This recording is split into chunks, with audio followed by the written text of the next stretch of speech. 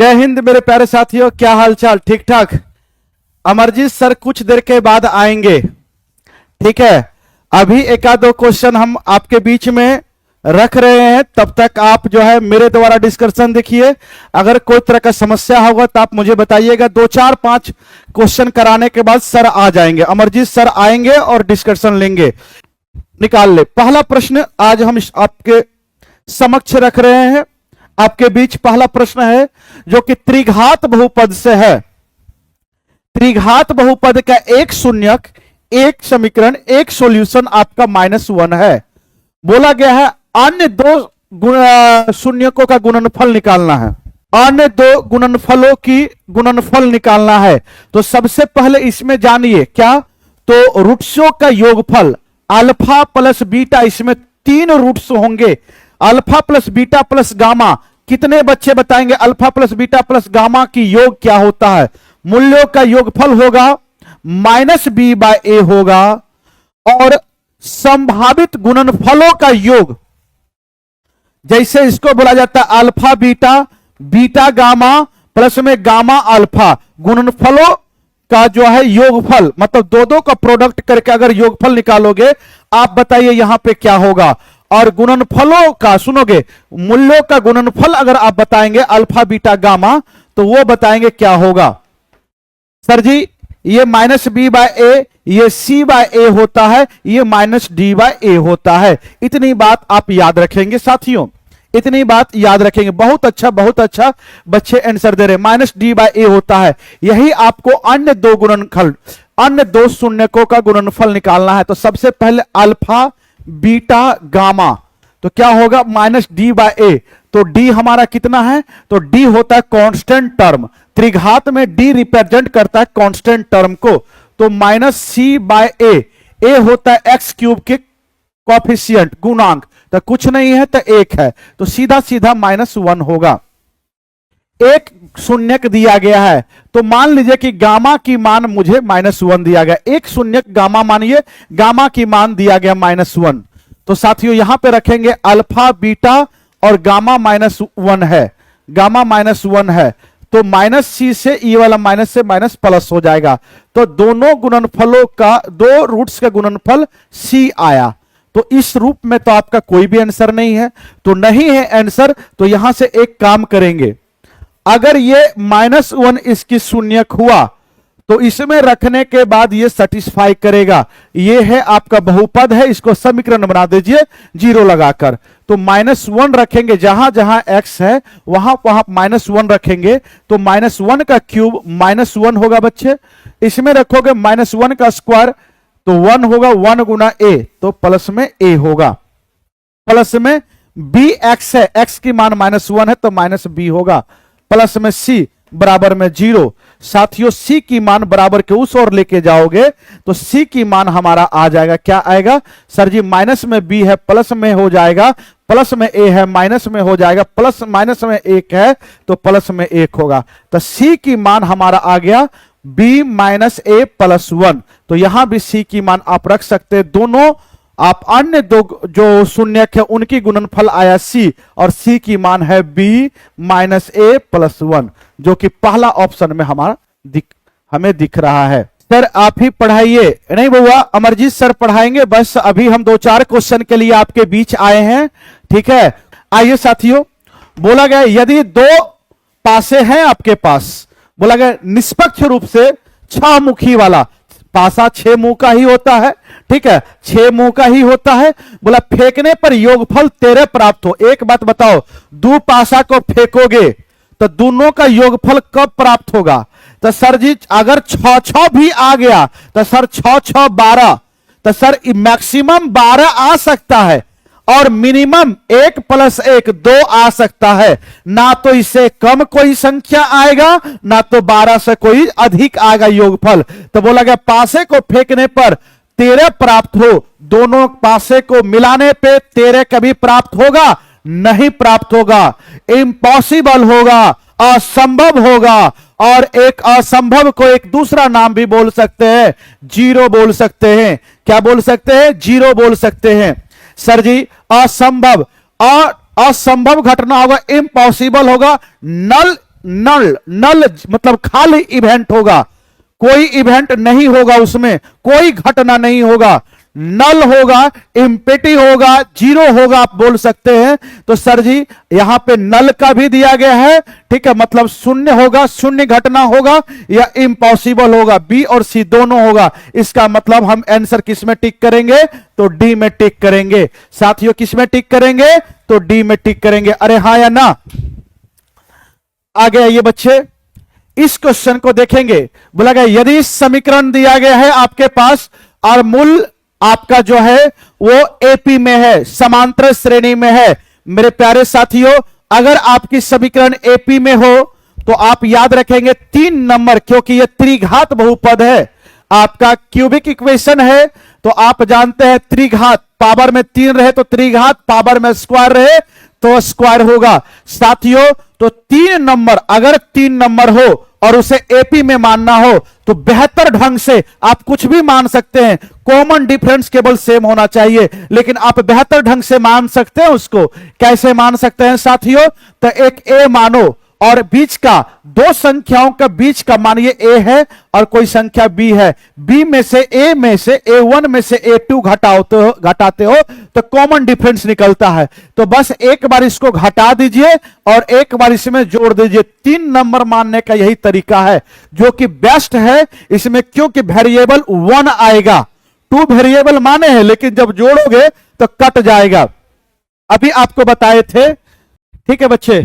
नहीं रुक रहा है सर, ठीक है, अगर रुकेगा तो आप मुझे बताएंगे बच्चे, आप समझेंगे। तो 3 आप ऐसे मान सकते हैं। अभी आपको बताए थे कि मूल्यों का योगफल होता है alpha plus beta plus gamma होता है माइनस बी बाय ए होता है। अल्फा इंटू, अभी आप देखे तो सारे कुछ हम बताए थे। तो सबसे पहले आप एक बार योगफल निकालो। तो सर जी अल्फा बीटा गामा, पहला रूट्स आपका अल्फा का मतलब ये मानो, बीटा का मतलब ये मानो और इसका मतलब गामा मानो। 3 रूट्स है और ये एपी में है। Sir A B C D करके मान लिए। सर जी अगर हम योग करते हैं, तीनों का योग निकालते हैं, सर जी जैसे जोड़ेंगे तो डी से डी प्लस माइनस कट जाएगा, ए तो 3D हो जाएगा। Alpha plus beta plus gamma अगर जोड़ते हैं माइनस बी बाय ए, तो माइनस कितना है? ऑलरेडी पहले से 12 माइनस में है तो ये प्लस होगा। ए का मतलब एक्स क्यूब के आगे में कोई नंबर नहीं है, 12 होगा। तीनों को आप जोड़ेंगे तो जैसे जोड़ेंगे minus D plus D cut जाएगा, तो ए 3D का प्रयोग कर सकते हैं आप।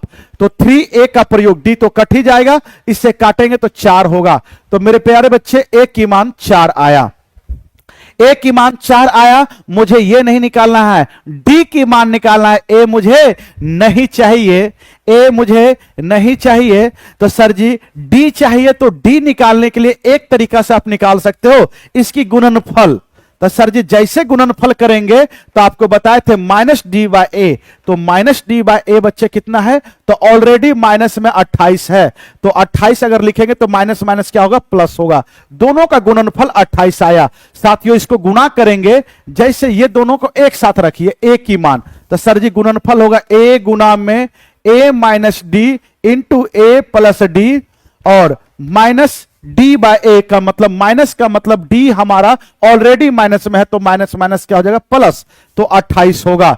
साथियों आप ए की मान 4 की प्रयोग कर सकते हैं और ये ए माइनस बी इंटू ए प्लस बी, तो ए स्क्वायर माइनस बी स्क्वायर। तो सर जी ए की जगह पे 4 लिख लो, तो 4 की स्क्वायर 16 और माइनस बी स्क्वायर, बी की जगह पे डी है तो डी की स्क्वायर हो जाएगा। सर 28 होगा। सर इससे काटेंगे, सर 7 होगा, सॉरी 4 के स्क्वायर 16 होगा ना, तो स्क्वायर क्यों लगाएं? स्क्वायर नहीं होगा, 16 होगा। सर जी माइनस डी को उधर भेजिए और 7 को इधर लाइए। सर जी डी स्क्वायर बराबर 16 में से 7 जाएगा तो 9 होगा। तो डी की मान हमारा आप लिख सकते हो प्लस माइनस 3, प्लस माइनस 3 लिख सकते हो, लेकिन हमारा ऑप्शन में जो दिख रहा है प्लस वाला है, तो आंसर आप सी दे सकते हो। आंसर क्या दे सकते हो? सी दे सकते हो। बोलिए साथियों, किसी बच्चे को कोई परेशानी है? अरे बताओगे जल्दी से, कोई दिक्कत है, कोई समस्या है तो बताएंगे आप मुझे। अच्छा लग रहा है बच्चे? मुझे मैथ नहीं बनते हैं, लेकिन सर आपसे पढ़ने के बाद मैथ में कुछ कुछ आने लगा है। चलिए बहुत बेहतरीन बच्चे, बहुत अच्छा है। कुछ ना कुछ तो प्रोग्रेस होगा ही। आगे आइए साथियों, अब देखिए इसका वर्गमूल निकालना है। तो ये आप जैसे वर्गमूल निकालने की प्रयास करेंगे, वर्गमूल की साइन देंगे, तो ये वाला जो होता है बच्चे, ये a प्लस बी, यह a माइनस बी पे सेट होता है। माइनस में रहेगा तो a माइनस बी की होल स्क्वायर पे सेट रहता है। a स्क्वायर प्लस में बी स्क्वायर माइनस 2ab पे ये सेट रहता है। तो सर जी यहां इसको देखना है, दूसरे टर्म को, पहला को नहीं देखना है। क्या 2ab है, मतलब इसमें 2 लगा है? नहीं। तो जब 2 नहीं लगा है तो ऊपर नीचे ऊपर ऊपर नीचे अपने मन से 2 से गुना करो, तो ये समीकरण बनेगा। 2 से गुना करोगे, इसके नीचे कुछ नहीं तो 1 है, तो 2 से 2 दूनी 4, माइनस में 2, इसमें भी गुना होगा 3, और ऊपर अगर 2 से गुना किए हो तो नीचे भी 2 से 2, कुछ नहीं था तो नीचे 1 था। आप 1 से गुना, 1 में 2 से गुना करोगे 2 है। ठीक है बच्चे, आगे आइए। अब इसे सेट करेंगे कैसे सर? a माइनस बी का होल स्क्वायर पे। आप देखिए यहां पे लिख सकते 2 गुना 1 गुना 3। तो सर जी आप एक बात समझिए, इसके पीछे कुछ नहीं है तो 1 मान लीजिए, मन से मानिए। तो सर जी आप इसको लिख सकते हैं √3 का स्क्वायर, और ये वाला 1 है 1 की स्क्वायर। तो क्या √3 का स्क्वायर 3 प्लस 1 4 हुआ? जी सर। माइनस 2 इंटू √3 गुना 1, तो क्या a माइनस बी की होल स्क्वायर पे सेट हुआ? हो गया सर। तो इसकी मान हो जाएगा √3 माइनस 1, और नीचे में √2 होगा। सर क्यों? इसकी स्क्वायर करेंगे, अगर इसका स्क्वायर रूट से ये चीजें कट जाएगा, तो इसलिए लिखने की जरूरत नहीं है। ये हो गया बट्टा में √2। सर जी क्या हमारे ऑप्शन में कहीं है? आप इसे भाग भी दे दोगे, ऊपर नीचे गुना भी करोगे, अगर √2 से गुना करोगे तो ये हो जाएगा √6 बटा में 2 माइनस में √2 बटा में 2, जो कि कहीं भी ऑप्शन में दिख नहीं रहा है। तो नहीं दिख रहा है, ए नहीं होगा बच्चे, ए नहीं होगा, क्योंकि √2 से गुना करोगे 6 हो जाएगा, और नीचे में 2 होगा। 1 मत देना क्योंकि माइनस है और यहां प्लस है, प्लस वाला तो आंसर होगा ही नहीं, माइनस वाला होगा। तो माइनस में कहीं भी मुझे ऐसा नहीं दिख रहा है। ये हो सकता था तो यहां पे 6 होता और यहां पे √2 होता तब। तो सर जी हमारे कोई भी ऑप्शन में नहीं है। आंसर क्या होगा? ई होगा।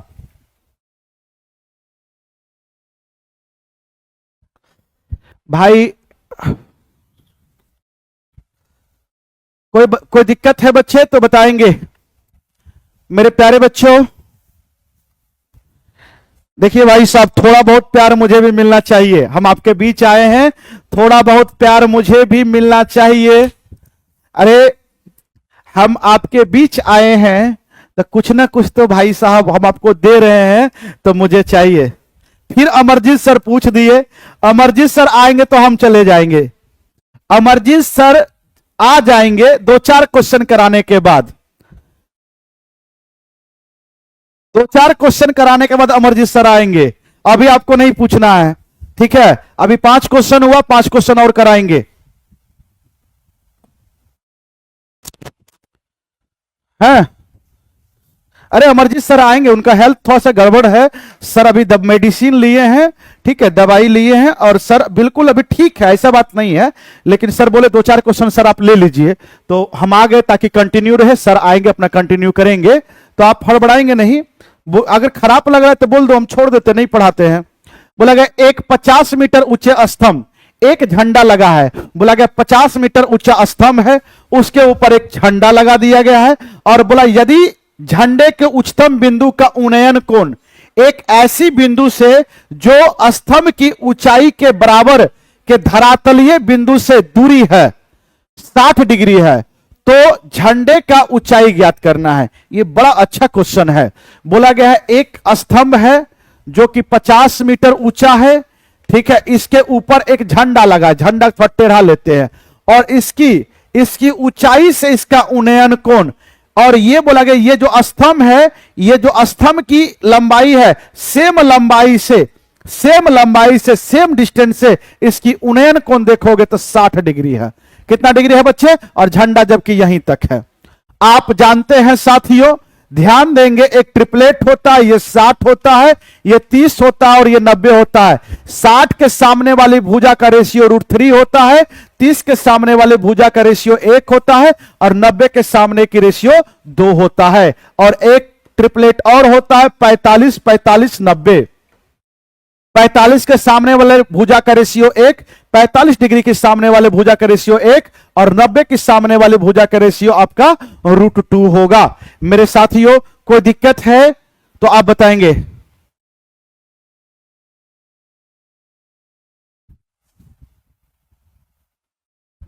ऐप पर चेट नहीं हो रहा है?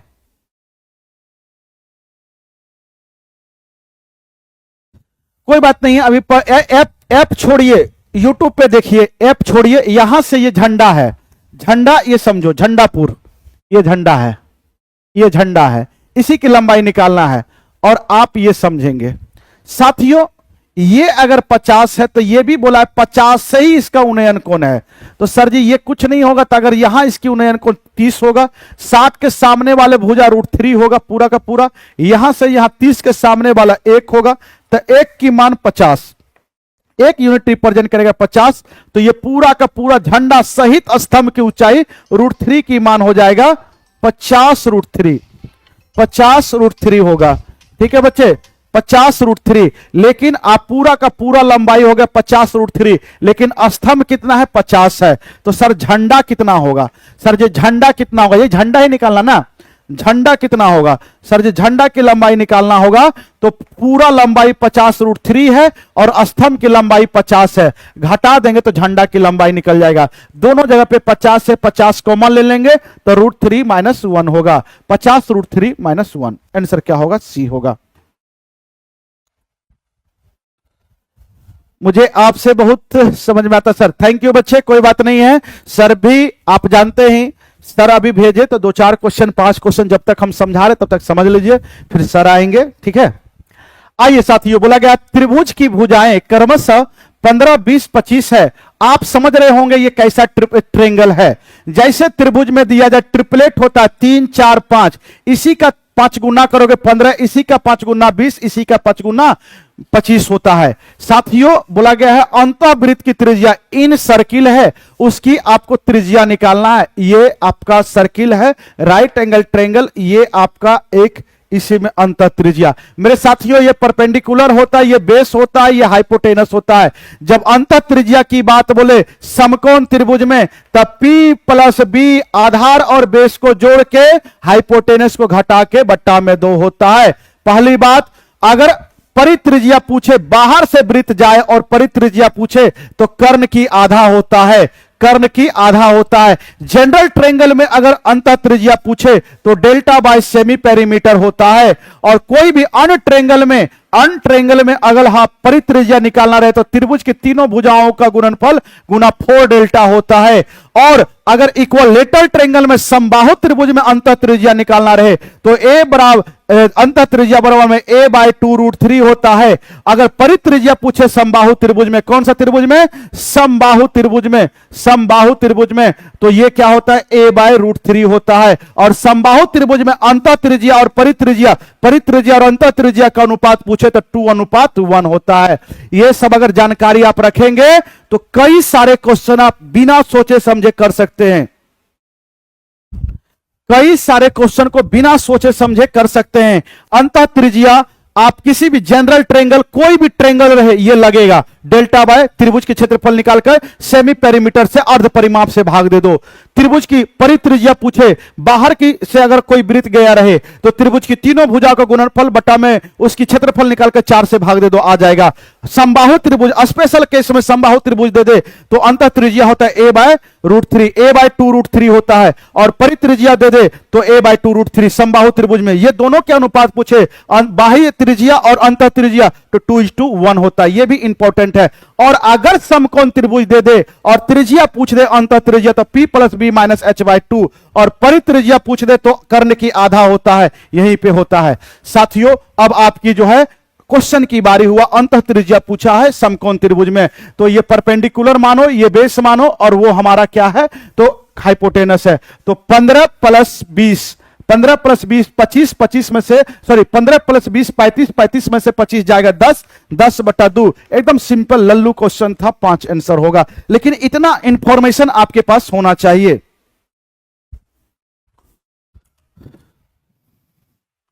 क्या कोई दिक्कत है बच्चे?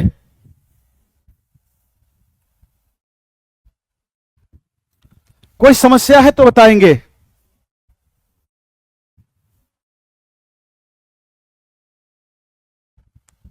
आइए साथियों, सभी का कमेंट हम देख रहे हैं, मुझे अच्छा लग रहा है। देखिए भाई साहब, अमरजीत सर आ जाएंगे, हाथ जोड़कर गुजारिश है सर, कुछ देर में सर अभी रेस्ट कर रहे हैं, 2-4 क्वेश्चन के बाद सर आ जाएंगे, काहे आप परेशान हो रहे बुआ। अमरजीत सर ही आपका क्लास लेंगे, हम क्लास लेने नहीं आए हैं, बस आपके बीच हम आए हैं, सर का कुछ देरी का बैटिंग हम कर रहे हैं। ठीक है, ठीक है बच्चे। सर जी 3 बिंदु ए बी सी के अब एक निर्देशांक में है, आप जानते हैं, सुनेंगे। अब बच्चे एक कोऑर्डिनेट सिस्टम है, आप इसमें जानते हैं ये एक्स कोऑर्डिनेट होता है, ये वाई कोऑर्डिनेट होता है। अब इसमें कुछ नहीं बताना है कि त्रिभुज है, ये कैसा त्रिभुज है। अगर समद्विबाहु त्रिभुज होगा तो त्रिभुज की 2 भुजा बराबर हो जाएगा, अगर इक्वलेटरल ट्रायंगल होगा तो त्रिभुज की 3 भुजा बराबर हो जाएगा, और राइट एंगल ट्रायंगल होगा तो आप जानते हैं इसकी स्क्वायर परपेंडिकुलर के स्क्वायर बेस के स्क्वायर करने पे हाइपोटेनस के स्क्वायर आ जाएगा।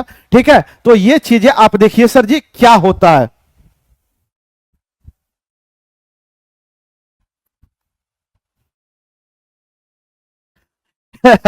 आगे आइए।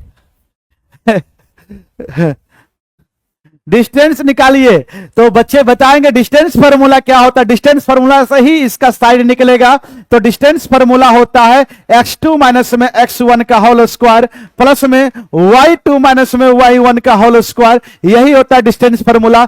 तो एक आप निर्देशांक लिख लीजिए, सबसे पहले ये है, तो पहली भुजा a मानिए a है 1 माइनस में 1, दूसरी कितना है तो b है, तो b में 3 माइनस 4 और c में 5 माइनस 7 है। मेरे प्यारे साथियों, मेरे प्यारे दुलारे विद्यार्थियों, चलिए आप मुझे बताएंगे, जल्दी से डिस्टेंस फार्मूला इसमें लगाएंगे। साथियों आप देखेंगे रूट अंडर में सर 3 में से 2 जाए, 3 में से 1 जाएगा, 2 का स्क्वायर 4, सर जी -4 -1, तो माइनस में से -4 में से -1 जाएगा, तो 1 प्लस -3 का स्क्वायर 9, 9 4 √13 आ गया, √13 आ गया। सर इसको में से इसको घटाएंगे, 5 में से सर रूट लिखेंगे, 5 में से 1 जाएगा 4, 4 के स्क्वायर 16। सर जी आप बताएंगे -7 है -1 है, तो माइनस वाला 1 प्लस हो जाएगा, तो -6 होगा, -6 का स्क्वायर 36। तो सर जी 16 और 36 अगर जोड़ते हैं, सर जी 16 और 36 6 6 12, सर जी 6 6 12 42 हो जाएगा। सर इसको करेंगे, सर ये 5 में से 3 जाएगा, 2 का स्क्वायर 4 होगा। सर जी -7 में से +4, क्योंकि ये माइनस वाला प्लस हो जाएगा, 3 का स्क्वायर 9 होगा, 9 4 13 आ गया। तो सर जी हमने क्या देखा, हमने ये देखा कि यहां से यहां √13 है और यहां से यहां √13 है, तो 2 भुजा बराबर हो गया और 1 भुजा अलग है, तो 2 कोण भी ये दोनों बराबर होता और 2 भुजा बराबर, तो आइसोसेलेस ट्रायंगल होगा, समद्विबाहु त्रिभुज होगा। क्या होगा बच्चे, समद्विबाहु त्रिभुज होगा। किसी बच्चे को कोई समस्या है तो मुझे बताएंगे, अरे किसी बच्चे को कोई समस्या है तो मुझे बताएंगे। कैसा क्लास आपको कैसा लग रहा है ये बताइए।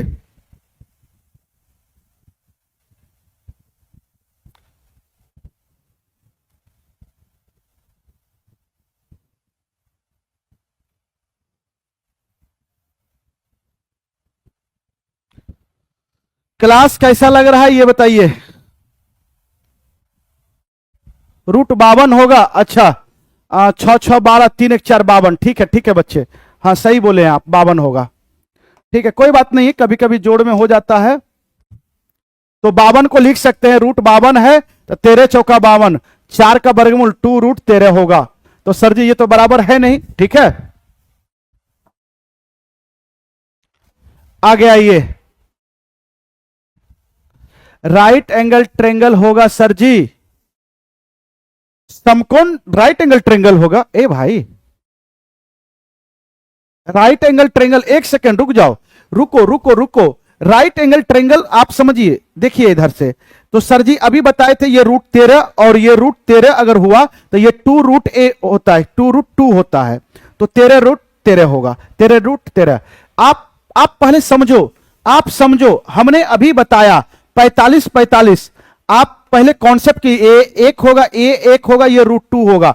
अगर ये भुजा ये भुजा ए हुआ, ये ए हुआ, तो ये ए रूट टू होता है बच्चे, ये ए रूट टू होता है। और यहां पे ये 13 है, यहां पे 2√13 है, यहां पे 13√2 होता, तब आप इसको आइसोसेल समकोण त्रिभुज बोल सकते थे, समकोण समद्विबाहु तब बोल सकते थे। आप सी हो गए भाई। अरे आप समझो, आप समझिए, क्लियर एकदम पूरा होना चाहिए।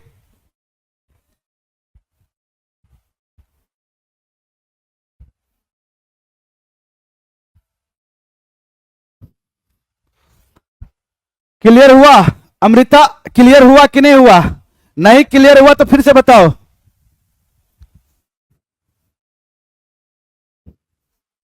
टू रूट 13 हम लिखे हुए हैं, लेकिन यहां पे 13√2 होता, तब ये हो जाता आइसोसेलस राइट एंगल ट्रेंगल, है ना, समकोण समद्विबाहु होता है, समझ रहे ना?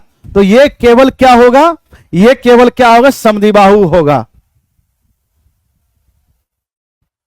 आलोक बोल रहे सी ही होगा, आई मतलब राइट एंगल होगा। रे गधा, पहले तुम ई बताओ, यहां पे इस फॉर्मेट में है, ये तब होता जब 45 ये होता। आप निकालो, यहां पे a√2 होगा, तो ये होगा। हे भगवान, दोनों कहां से आप लोग के ज्ञान मिल गया है जी?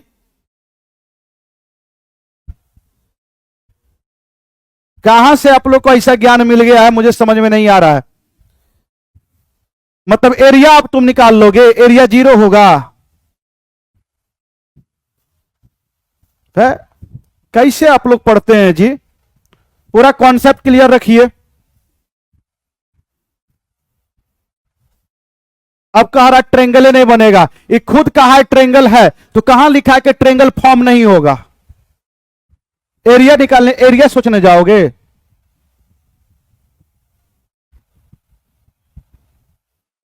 आप ये दोनों भी जोड़ोगे, अगर आप दो भुजा को जोड़ते हो तो तीसरी भुजा से बड़ा होना चाहिए, या तो बराबर होना चाहिए। बराबर नहीं होगा, बराबर नहीं, बड़ा ही होना चाहिए।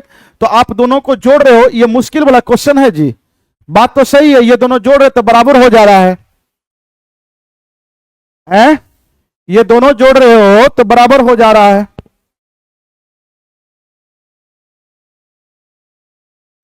आप देख लीजिए, दो त्रिभुज, दो भुजाओं का योग जोड़ने पे आप तीसरा, तो आप समझ रहे, अगर ऐसा क्वेश्चन है तो त्रिभुज ही फॉर्म नहीं होगा। सही बात है, एक बच्चे सही बात बोले कि सर त्रिभुज ही नहीं बनेगा। अगर त्रिभुज देखा जाए तो त्रिभुज ही नहीं बनेगा ये। तो आप इसे आप देख लीजिएगा, अमरजीत सर आएंगे, उनसे पूछ लीजिएगा, ठीक है? मेरे अनुसार जो जानकारी था, या क्वेश्चन में कोई फॉल्ट होगा, क्वेश्चन में कोई फॉल्ट होगा या कोई तरह का समस्या होगा, आप इसे एक बार गूगल करके देख लेना, या अमरजीत सर आएंगे, एक बार पूछ लीजिएगा, ठीक है? एक बच्चा तो कह रहा है ए और सी दोनों होगा। सबसे पहले तो तुम्हें बता देते हैं कि राइट एंगल ट्रेंगल कभी ये होगा ही नहीं, ठीक है?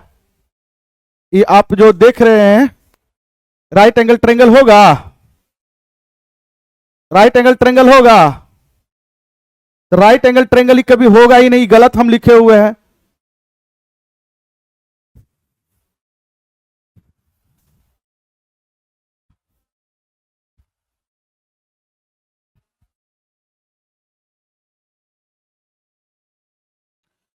किसी भी दो, देखिए, अब आपको स्पष्ट हम कर देना चाहते हैं, हाथ जोड़कर गुजारिश है, हाथ जोड़कर गुजारिश है बच्चे, आप ध्यान से सुनिए, एकदम ध्यान से सुनिए। एक ऐसी बात बताते हैं, अगर अगर ये बराबर कर दोगे तो एक ऐसा त्रिभुज फॉर्म होता है जिसको कोलिनियर बोलते हैं, जो कि तीनों पॉइंट्स एक ही बिंदु पर आ जाए, और इस त्रिभुज की एरिया 0 होता है। तो बच्चे आप आइसोसेलस मान सकते हो, क्योंकि आइसोसेलस पूछा है। आइसोसेलस कैसा त्रिभुज होगा, तो जनरली दिख रहा आइसोसेलस होगा। तो मेरे अनुसार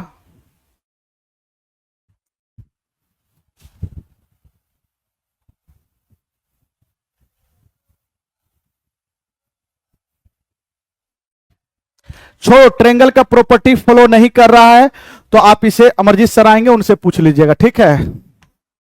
हमने सारा ट्रेंगल की प्रॉपर्टी आपको बता दिया, सारा प्रॉपर्टी बता दिया बच्चे, ठीक है। हो सकता है, देखिए, हो सकता है क्वेश्चन ई होगा सर, ठीक है, आप ई मार लीजिए सर जी। हो सकता है कि उसमें इधर उधर थोड़ा बहुत डाटा हो गया होगा, इधर उधर डाटा हुआ होगा, ठीक है ना। तो आप परेशान मत होइए, बहुत बड़ा क्वेश्चन नहीं है, आपके पास भरपूर मात्रा में ज्ञान है, तो जिसके कारण आप सारे बात बताए हैं। बहुत अच्छा लगा मुझे जानकर।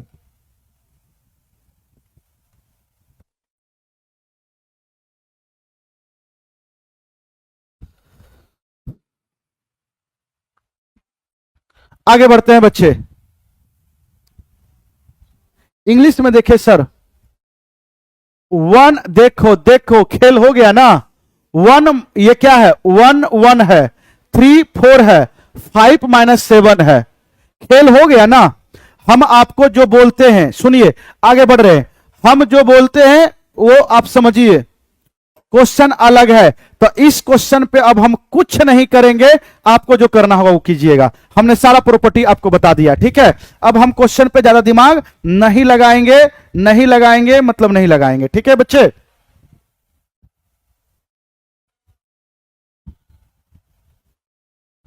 आगे आइए, बोला 200 लीटर मिश्रण में 15% पानी तथा शेष दूध है, दूध की कितनी और मात्रा डाल दिया जाए ताकि परिणामी मिश्रण में आपका 87.5% दूध हो जाए।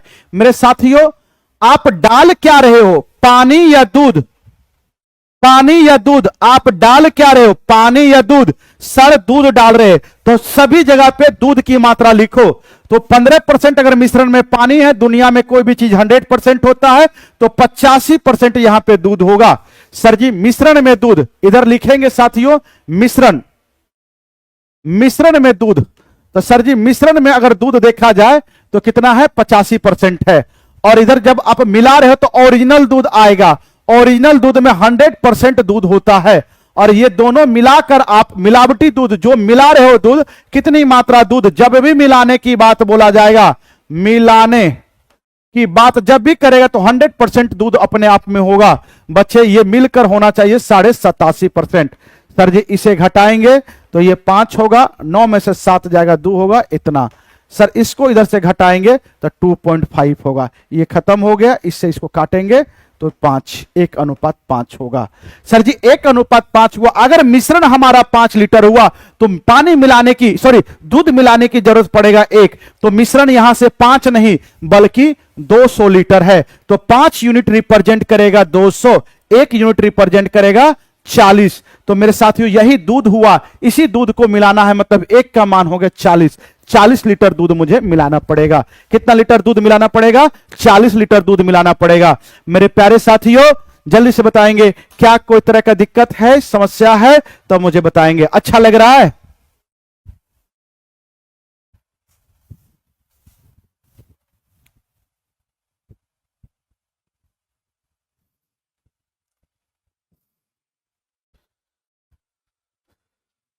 क्या बोले बच्चे, आइए।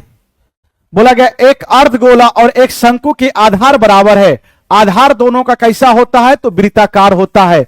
एक शंकु है और इस शंकु की आधार ये है, और एक अर्धगोला है और इस अर्धगोला का ये है बच्चे, ठीक है बच्चे। दोनों की आधार बराबर है, तो आधार बराबर है तो त्रिज्या भी हमारा बराबर ही होगा, त्रिज्या दोनों का आर आर होगा, इधर भी आर होगा।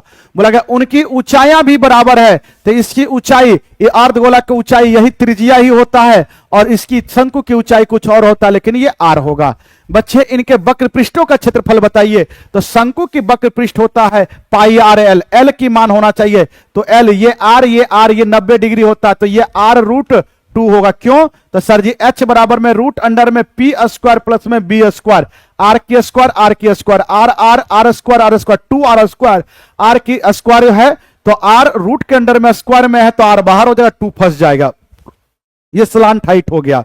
साथियों उनके वक्र पृष्ठ के क्षेत्रफल निकालना है, तो पहले अर्धगोला है, हेमिस्फीयर है, पहले अर्धगोला को लिखोगे, अर्धगोला है ना, अर्धगोला, उसके बाद क्या है, शंकु है।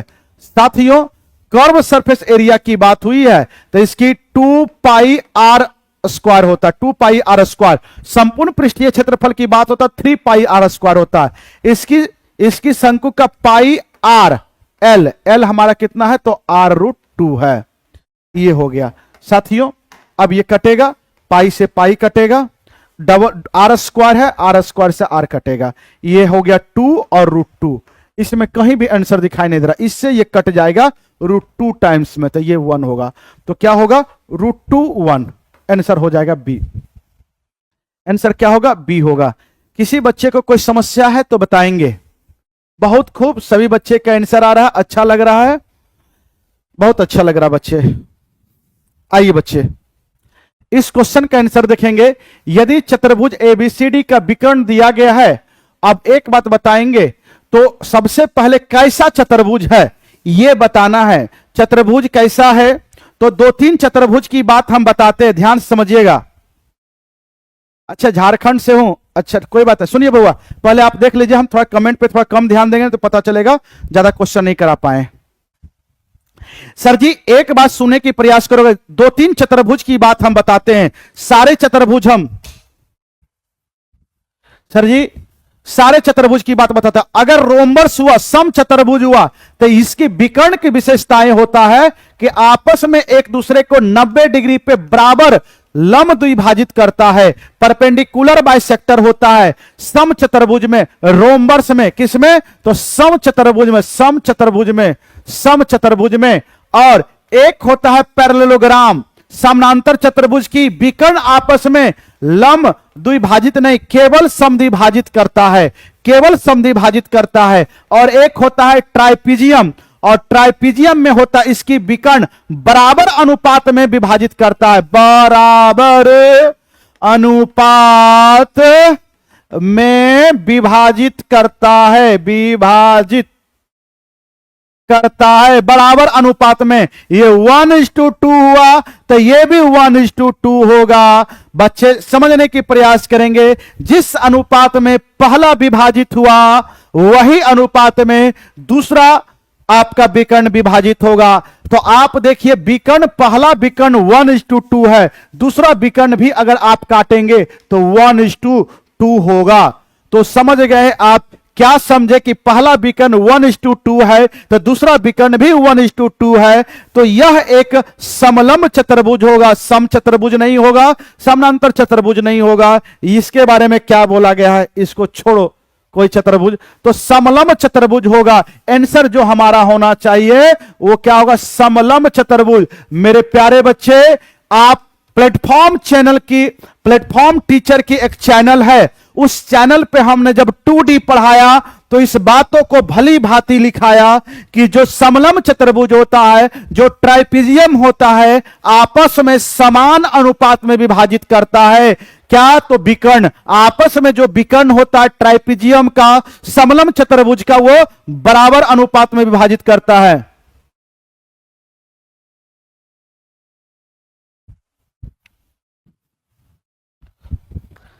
तो सर जी आंसर क्या होगा, ई होगा। आंसर क्या होगा, ई होगा। किसी बच्चे को कोई परेशानी है तो बताएंगे।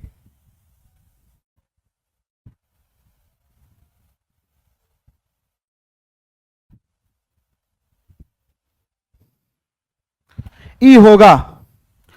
आगे आइए, बोला गया है त्रिभुज एबीसी में बीसी के समांतर एक रेखा है। एक त्रिभुज है कोई, मेरे प्यारे साथियों, ए बी सी, और बीसी के पैरेलल समांतर कोई रेखा है। ए बी पर पी लेना है और ए सी पर आपको क्या लेना है, ए सी पर आपको क्यू लेना है। ये समांतर है, ये दोनों लाइन समांतर है। जैसे समांतर की चर्चा किया, जैसे समांतर की चर्चा किया, वो सीधा सीधा वो क्या होता है बच्चे, तो थेल्स थ्योरम लगता है। आधार की समांतर ऊपर वाली रेखा हो गया तो थेल्स थ्योरम लगता है। अरे भाई इतना ज्यादा कमेंट काहे कर रहे हो, है ना। अच्छा लग रहा है तो ठीक है, नहीं अच्छा लग रहा तो अमरजीत सर अब आने ही वाले होंगे तो हम उन्हें मोर्चा दे देंगे, आप लोग पढ़िएगा, ठीक है। तब तक ले कम से कम पढ़ाने दे दो यार, ठीक है। तो ये दोनों भुजा आपस में अगर समांतर हो जाए तो थेल्स थ्योरम लगता है। थेल्स थ्योरम कहता है कि इधर की, इधर बटा इधर, इधर बट्टा इधर आपस में बराबर होगा, मतलब इधर जो अनुपात होगा वही अनुपात इधर होगा, सेम अनुपात, इधर 2-3 होगा, इधर भी 2-3 होगा। साथियों बोला गया है एपी बराबर में क्यूसी, एपी मानो एक्स तो क्यूसी मानो एक्स, क्योंकि ये दोनों बराबर है, ये वाला और ये वाला बराबर है। आगे बोला गया बीपी, बी से पी 4 है, और आगे बोला गया ए से क्यू 9 है। तो अभी बताए थे इसका बट्टा इसका बराबर में इसका बट्टा इसका, थेल्स थ्योरम से। कौन सा थ्योरम से? तो थेल्स प्रमेय से, थेल्स थ्योरम से, थेल्स प्रमेय से आप जानते हैं x/4 बराबर में 9/x, x गुना x, x स्क्वायर बराबर में 36, तो x की मान हो जाएगा 6। आंसर क्या होगा? 6 इकाई। आंसर क्या होगा? 6 इकाई।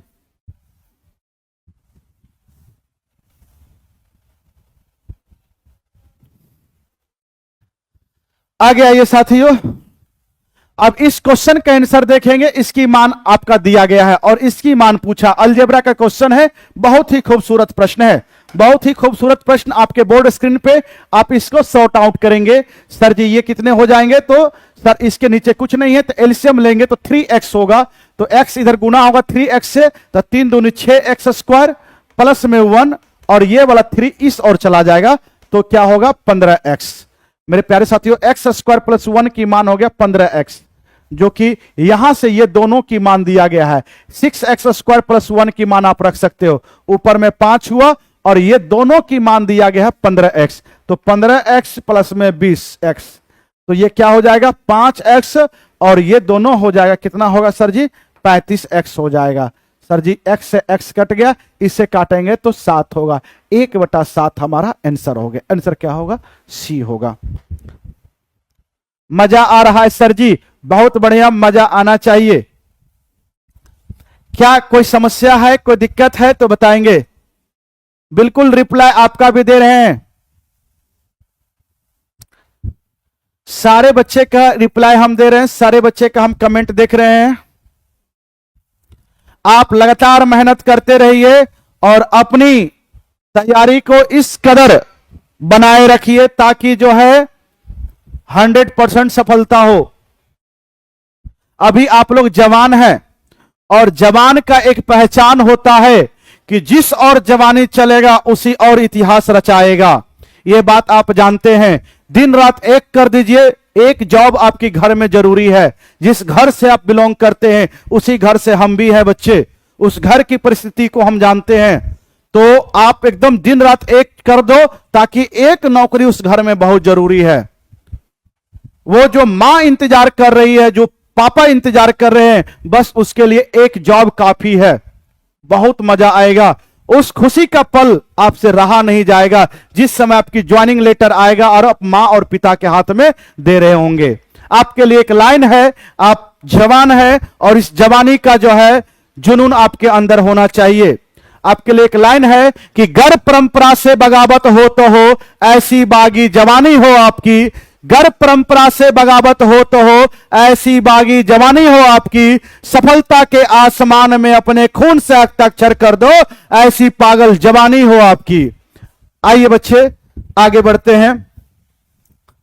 इस क्वेश्चन को देखेंगे बच्चे, ये तो खत्म हो गया। अगला क्वेश्चन देखेंगे। अब ये आपका दिया गया है, आप जानते हैं बार की क्वेश्चन है, ये रिकरिंग का क्वेश्चन है, और इसका मतलब होता है जिस अंकों पे बार लगा हो उसके कई बार लिखा गया हो। इसको हटाएंगे, जितने अंकों पे बार है उतना 9 नीचे होगा। और आपको एक बात और बताना चाहते हैं, जितने अंकों पे बार नहीं है उतना 0 लगेगा, और रियल नंबर में से वो नंबर घट जाता। हम वैसे नहीं करेंगे, वैसे आप जानते होंगे, हम डायरेक्ट जोड़ है तो डायरेक्ट कर देते हैं, जोड़ है तो डायरेक्ट करो। क्या करोगे? 0.3467। अब पता नहीं इसके ऊपर है या किसके ऊपर है, 6767 है, 6767 होगा, 6767।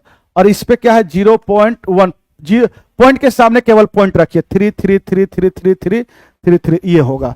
देखिए सही है गलत है बच्चे, बताएंगे एक बार।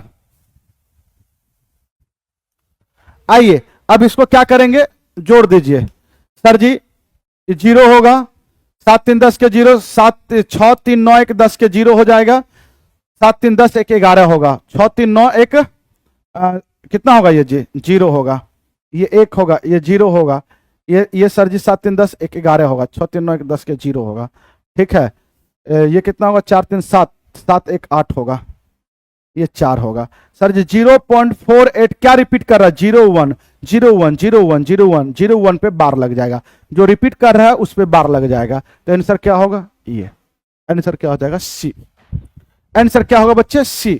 कुछ नहीं करना, आंसर क्या होगा, सी। वाह बहुत बढ़िया बच्चे, आ गया ये लॉगरिथम का क्वेश्चन दिया गया है। आप बताएंगे इस लॉगरिथम का क्वेश्चन का आंसर क्या होगा। लॉग है, आप सबसे पहले लॉग के बारे में बता देते हैं। लॉग अगर बेस और एक्सपोनेंट दोनों समान रहे तो 1 होता है, इसकी मान 1 होता है। सुनोगे, लॉग अगर बेस b दिया गया है और a पर पावर m है, एक्सपोनेंट पे पावर है, तो ये इस और हो जाता है, इसको लिख सकते हैं m log a बटा a b। ठीक है बच्चे, सुनिएगा गौर से, log b a, अगर b पर पावर m दिया गया बेस पर, तो इस और जाएगा बराबर के इस और जाएगा, तो बेस वाला जो पावर होता है बट्टा में चला जाता है, ये लॉग होता है a बाय b होता है। साथियों एक बात और, लॉग अगर a गुना b में रहे तो ये गुना में होता है तब जब इसकी मान लॉग अलग अलग करोगे तो प्लस में हो जाएगा, लॉग b। सर जी ये a बट्टा b का मतलब होता है लॉग a माइनस में लॉग b। इतनी मान याद रखोगे काम बन जाएगा। सर जी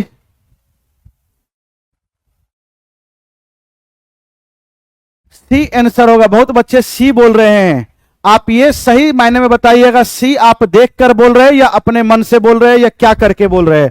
क्वेश्चन तो मुझे लग रहा है ये पहला क्वेश्चन जो दिया गया है वो दिया गया है, क्या दिया गया है, तो लॉग है, लॉग 10 पे पावर 2 है क्या, ये क्या है 10 2 है, इसकी मान दिया गया है। और ये दिया गया है लॉग 5 पर पावर 512 512, इसकी मान दिया गया 0.031, ये दिया गया है। ये क्वेश्चन मुझे लग रहा है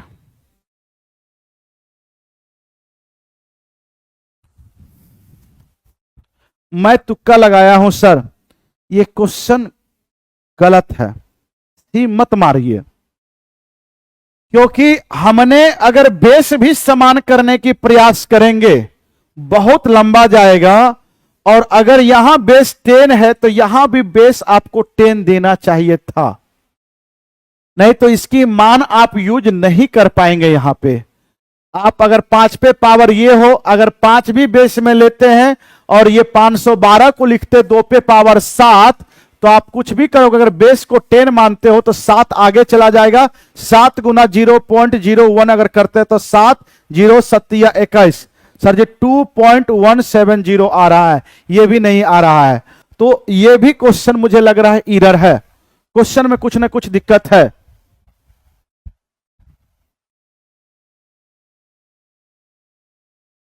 हाँ तो क्वेश्चन एरर है, अपने मन से भी अगर 10 मानेंगे तो यहां पे 5 पे पावर 2 आप कुछ भी नहीं कर सकते हैं। आप अपने मन से इसके पावर में बेस में अगर 10 भी मानेंगे तो आप कुछ नहीं कर सकते हैं, ठीक है। आप अगर 10 मानते हैं तो 7 अगर लेते हैं, देखिएगा आप अगर ये क्वेश्चन में अगर बेस में अगर 10 हुआ तो लॉग, इसको लिख सकते हैं लॉग 10 512, तो लिख सकते हैं कि लॉग 10 और 512 को लिख सकते हैं 2 की पावर 8, 2 की पावर 9, सॉरी 2 की पावर 9 होता है, सॉरी हमने 7 उस समय लिखा था, 2 की पावर 9 512 होता है, तो इसको लिख सकते इस और लिखेंगे तो 9 लॉग 2 10, इस तरीका से कहां गया जी, इस तरीका से इन 9 को आगे लेके चले गए। तो सर जी 9 और इसकी मान दिया हुआ है, कितना दिया गया है 0.301, इसको गुना करेंगे 9 0 9 27, 2 पॉइंट अभी भी नहीं आया है आपका, नहीं आया, क्या करेंगे,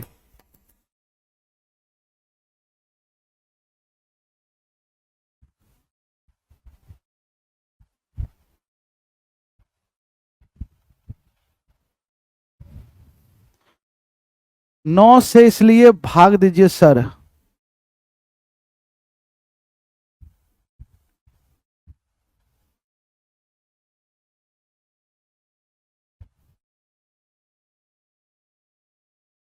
देख लीजिए आप, देख लीजिए इसको। आइए ये देखेंगे, बोला गया 3200 रुपया का 4% स्टॉक 107 रुपया पे खरीदा जाता है। तो कहने का मतलब है, और इसमें दलाली कितना लग रहा है, तो सर जी 1/2% लग रहा है। मतलब 4% का स्टॉक जो है 107 में खरीदा गया और दलाली भी लग रहा है 1/2%। तो मतलब 107 रुपया का तो स्टॉक का मूल्य हुआ और दलाली 100 रुपया में आधा रुपया दलाली लग रहा है, आधा रुपया दलाली लग रहा है। तो आधा रुपया मतलब हो गया 7 दूनी 14, 1 15, सर जी 15, ये हो गया 215/2 रुपया टोटल स्टॉक का मूल्य हुआ। मतलब 100 रुपया का शेयर पे टोटल कितना पड़ रहा है बच्चे, आप मुझे बताएंगे कितना धन कितना लग रहा है, तो 215/2 रुपया लग रहा है। 1 रुपया अगर लगाए तो 215/2 और बट्टा में क्या हो जाएगा 100 होगा। आपको लगाना कितना है, तो बोला गया 3200 रुपया का 4% स्टॉक 107 रुपया 107 पर खरीदने के लिए कितने धन की आवश्यकता होगी। तो आप बताएंगे 3200 रुपया का स्टॉक खरीदना है, 1 रुपया बराबर में इतना, तो 3200 रुपया बराबर 215 गुना 2 बटा गुना 100 गुना में 3200, 100 से 100 कट जाएगा, 2 से काटेंगे ये 16 होगा।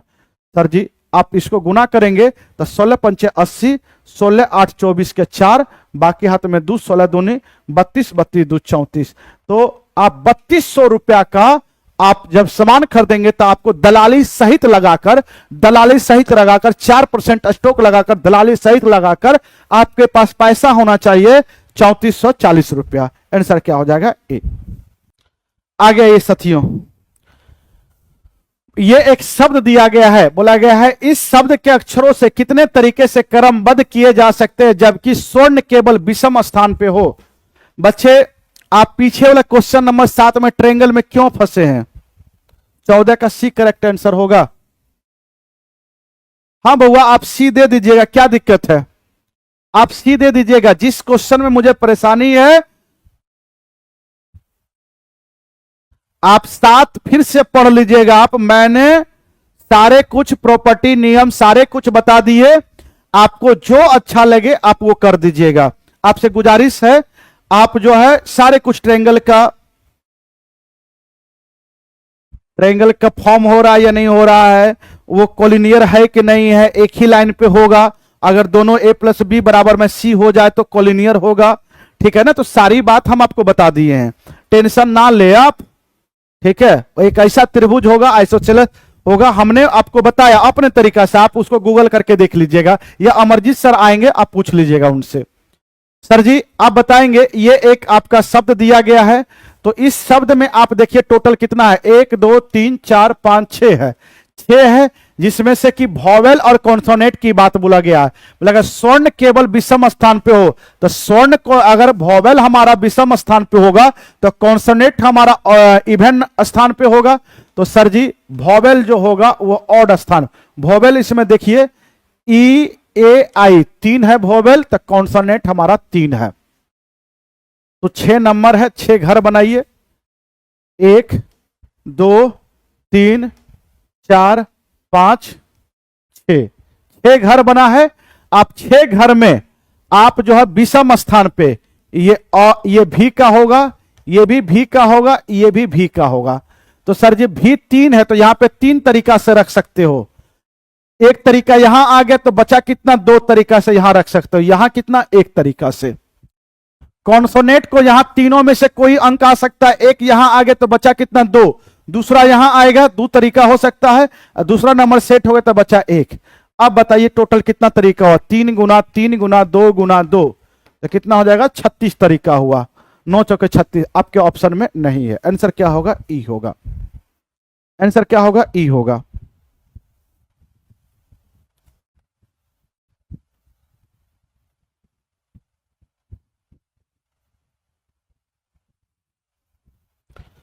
दो भुजा का योग तीसरे भुजा से बड़ा नहीं होता है सर, होता है,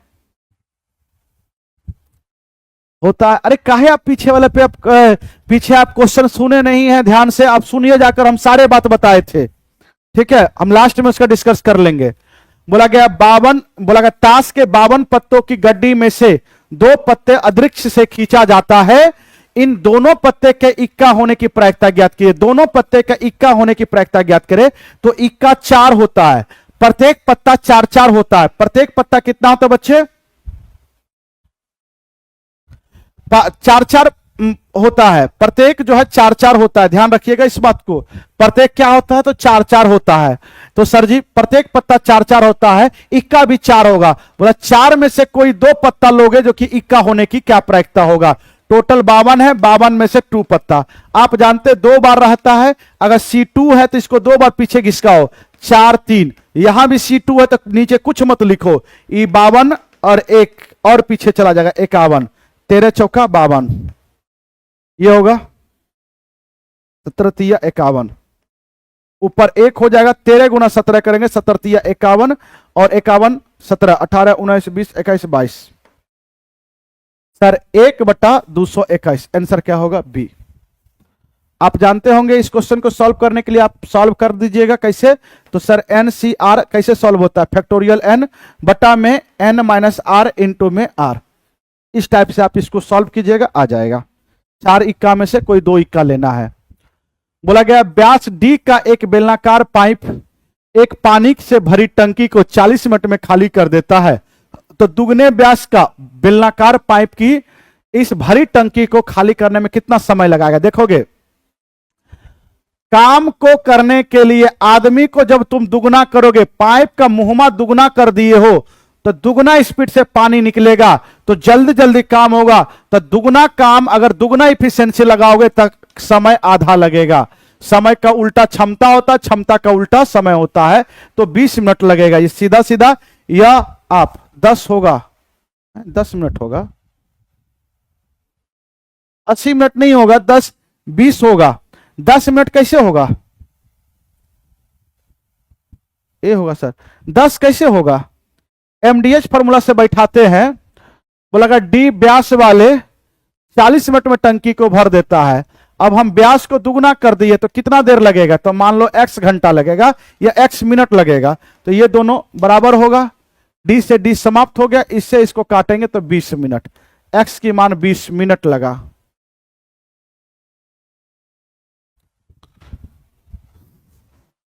ये बेलनाकार पाइप है, पानी जब निकलेगा तो त्रिज्या से नहीं निकलेगा, ठीक है, वो व्यास से निकलता है। पानी कैसे निकलता है? तो व्यास से निकलता है। ये बेलनाकार पाइप है, तो पानी जो होगा पूरा मुंह में भर कर पानी आता है। तो जब इसमें आप अगर इतना दिमाग लगा रहे हैं तो मान लीजिए कि ये जो पानी गया 40 मिनट में, कोई बेलनाकार में गया, कोई टैंक में गया, तो आयतन आप समझिए, ये आयतन बराबर में जाएगा। पानी मान लीजिए कि कुछ 40 मिनट में कितना पानी गया, तो इसकी जो है आप देख लीजिए, हम पूरा का पूरा डिटेल कर देते हैं, देखते हैं क्या होता है। ये बेलनाकार पाइप है बच्चे, इससे मानिए स्टब में जा रहा है और इसी से दुगना पाइप से पानी बाहर निकालेंगे, ठीक है, ये जाएगा। इसकी त्रिज्या, अगर व्यास हमारा d है, बोला गया व्यास d है तो त्रिज्या होगा d/2 होगा, ठीक है, d/2 होगा, इस बात को ध्यान रखेंगे। और यहां से मानिए कि आयतन होता है, बेलन की आयतन होता है पाई r², r हमारा d/2 है, r² इंटू h, इतना ही दूरी से आया है। h मतलब हो गया हमारा, आप समय दे सकते हैं क्योंकि 40 मिनट,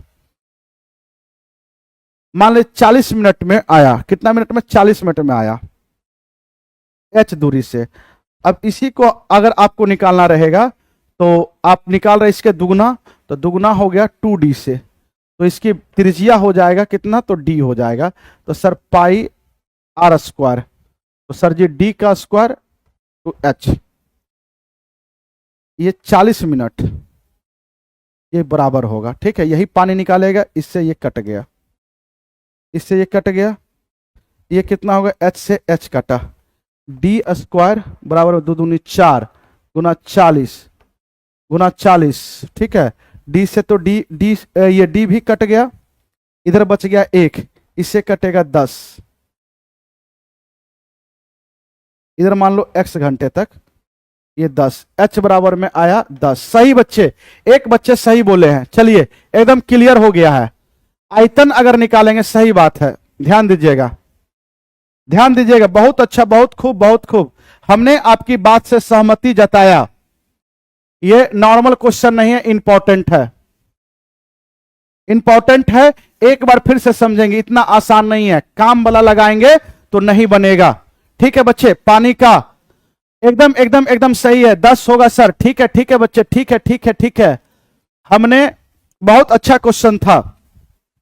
अब देखोगे, अब आपको हम बता रहे हैं, जब भी पानी बहने की बात आएगा, बेलनाकार पाइप है तो ये आयतन से पानी निकालकर मानिए एक टब में गया, और इस टब में बेलनाकार इससे दुगना व्यास वाला लगा हुआ है, तो 2d व्यास वाला त्रिज्या क्या होगा, तो d होगा। इसमें d व्यास वाला है तो त्रिज्या कितना होगा सर जी, d/2 होगा। तो सर जी मान लीजिए कि ये h मीटर का पाइप है, ये भी जो बाहर निकल रहा है h मीटर का पाइप है, तो इसकी आयतन जो इसमें पानी आएगा, क्योंकि बेलन की आयतन बराबर पानी आएगा 40 मिनट में, जो 40 मिनट में पानी आएगा वही पानी ये बाहर निकाले कितना देर में, तो सर जी इसकी आयतन होता है पाई r स्क्वायर।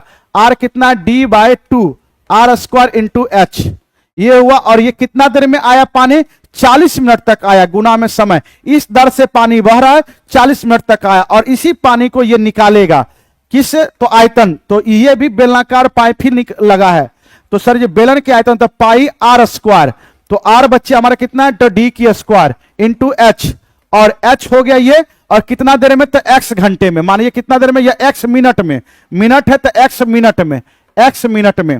ठीक है बच्चे, अब यहां से क्या करेंगे, तो सर जी पाई से पाई कट जाएगा, ये हो जाएगा d स्क्वायर, h से h काट दो सर, d स्क्वायर बट्टा में 4 गुना में 40, और ये हो जाएगा d स्क्वायर इंटू x, इससे ये कट जाएगा, इससे ये कटेगा 10 बार में, तो x की मान हो जाएगा 10 मिनट। बहुत खूब, एक बच्चे बहुत अच्छा जो है आप आंसर दिए हैं, बहुत खूब, बहुत अच्छा लगा।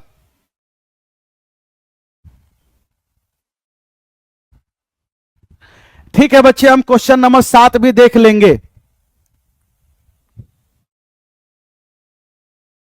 ठीक है बच्चे, हम क्वेश्चन नंबर 7 भी हम देख लेंगे, अब परेशान मत होइए, देख लेंगे, ऐसा कोई बहुत बड़ी बात नहीं है। देखिए कभी कभी दिमाग से बाहर निकल सकता है।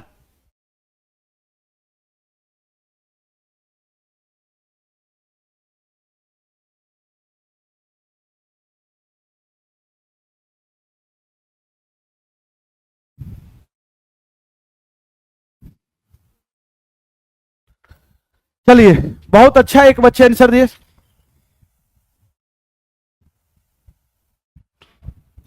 आइए बच्चे, बोला गया एक सम चतुर्भुज की समांतर भुजाएं क्रमशः इतना इतना आपका लंबी है। समांतर भुजाएं का दो भुजा दिया गया है, लंबवत दूरी दिया गया है, तो आप बताएंगे इस चतुर्भुज का क्षेत्रफल। समलंब चतुर्भुज है, समलंब है, समांतर नहीं, समलंब है, इसकी समांतर भुजाएं दिया गया है। ट्राइपीजियम है, और ट्राइपीजियम के एरिया आप जानते हैं 1/2 दोनों भुजाओं का योग गुना ऊंचाई होता है, तो 1/2 दोनों भुजाओं का योग, दोनों को जोड़ेंगे तो कितना होगा, तो सर जी 3, कितना हो जाएगा जी, ये 1.5 3 4 होगा, 4 गुना ऊंचाई, ऊंचाई कितना 6.5, इसको काटेंगे तो 2, सर जी 5 दूनी 10, 13 दूनी 6 दूनी 12, 1 13, 13 वर्ग सेंटीमीटर। आंसर क्या होगा, बी होगा, आंसर क्या होगा, बी। आइए बच्चे ध्यान दीजिएगा, बोला गया एक गांव की जनसंख्या दिया गया है, इतना दिया गया, जिसमें से कि 5/9 भाग पुरुष है और शेष जनसंख्या महिलाओं की है। किसकी है, तो महिलाओं की है। यदि 3/5 पुरुष विवाहित है तो विवाहित महिलाओं की प्रतिशत क्या होगा, विवाहित महिलाओं की प्रतिशत क्या होगा। मेरे प्यारे साथियों, आपको कुछ नहीं करना है, सीधा सीधा ये डायरेक्ट बन जाएगा, रियल मान का भी हम यूज नहीं करेंगे। सर जी टोटल 5/9 का प्रयोग किया गया, टोटल जनसंख्या अगर 9 है, ये टोटल है, तो बोला गया है कि 5/9 पुरुष है, तो इसमें से पुरुष कितना है, तो 5 है, तो सर जी पुरुष कितना है, तो सर जी अगर पुरुष देखिए आप, मेल अगर हमारा 5 हुआ तो वुमेन हमारा 9 में से मेल 5 हुआ तो वुमेन हमारा कितना होगा, 4 होंगी, 4 होंगे। बोला गया है यदि 3/5 पुरुष विवाहित है, पुरुष की जनसंख्या 5 है, तो विवाहित कितना है, विवाहित विवाहित कितना है, 5 का 3/5, इसको काटेंगे तो 3 पुरुष विवाहित है, तो ये पुरुष किससे विवाह करेगा, तो महिला से, तो 3 पुरुष विवाह है तो 3 महिलाएं भी विवाहित होगी, तो महिला की प्रतिशत पूछा है कितना महिलाएं विवाहित है, तो 3 महिलाएं विवाहित है, किससे, तो 4 से, प्रतिशत लगाने के लिए 100 से गुना, 3/4 इसको काटेंगे 25, 25 या 75। 75% पुरुष, महिलाएं विवाहित है, 75% महिलाएं विवाहित है।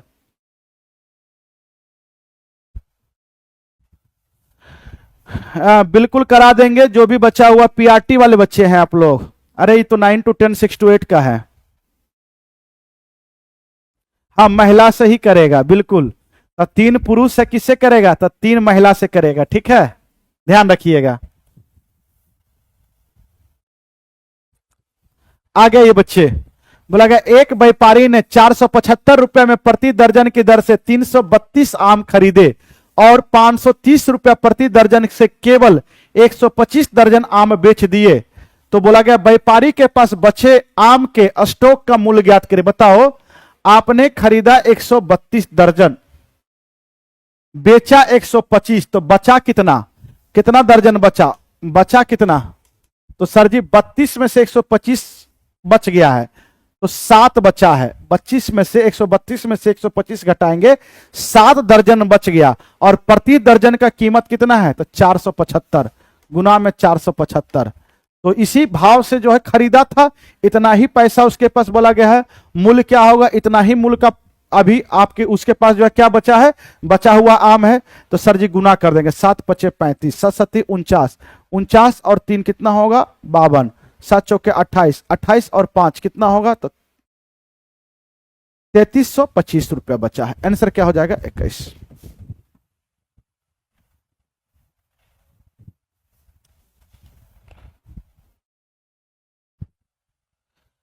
अमरजीत सर को बुला दें, हम अब चले जाते हैं। अब अमरजीत सर को, अमरजीत सर आएंगे, ठीक है, अभी तक तो सर नहीं आए हैं, अब आएंगे, अब हम छोड़ देते हैं, ठीक है बच्चे। चलिए ठीक है बच्चे, हम अमरजीत सर को बुला रहे हैं, अगर आ जाते तो ठीक है, नहीं तो फिर क्लास ऑफ हो जाएगा।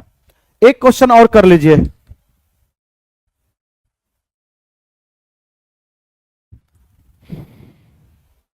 एक क्वेश्चन और कर लीजिए, देखते हैं। लगा एक दुकानदार एक वस्तु को उसके अंकित मूल्य पर 20% और 15% की 2 क्रमिक छूट देकर इतना रुपया में बेचता है। यदि उसने कोई छूट नहीं दी होती तो 12% का लाभ होता, तो वस्तु का क्रय मूल्य ज्ञात करे। तो अंकित मूल्य पर ही बेच देता, अगर कोई छूट ना देता तो सबसे पहले अंकित मूल्य पे ही छूट दिया जाता है। एमपी निकालिए, तो एमपी पर 20% का छूट दिया गया, पहला छूट है 20%, तो 20% के फ्रैक्शन वन 1/5, 5 में 1 रुपया छोड़ दिया गया, तो लिया कितना, तो 4/5। फिर आगे जो है, जब सक्सेसिव का मतलब होता है, कर्मिक का मतलब होता है एक छूट दिया, ये छूट के बाद जो पैसा आएगा फिर उस पर छूट दिया जाएगा। 15 कहते, 15 का फ्रैक्शन मान 3/20, 20 में 3 का छूट दिया जाएगा, तो 17/20 रुपया लगेगा।